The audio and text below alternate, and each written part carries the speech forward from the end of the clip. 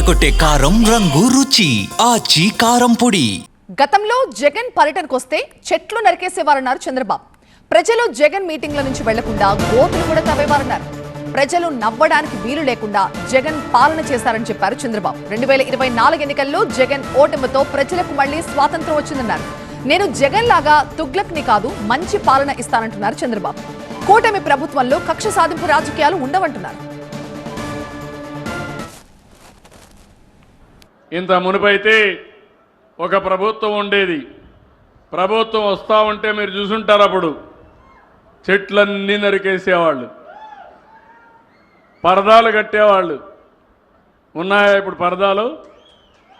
చెట్లు నరుకుతున్నారా ఇప్పుడు?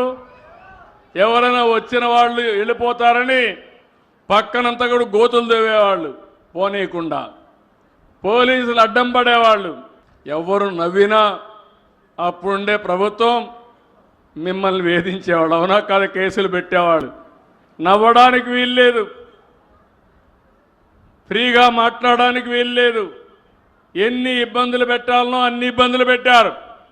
2024లో మళ్ళీ రాష్ట్రానికి స్వాతంత్రం వచ్చిందంటే, మీరందరూ స్వేచ్ఛగా ఉన్నారంటే అది ఈ యొక్క ఎన్డీఏ ప్రభుత్వం ఇచ్చినటువంటి స్వాతంత్రం అని చెప్పి కూడా నేను మీకు తెలియజేస్తున్నా.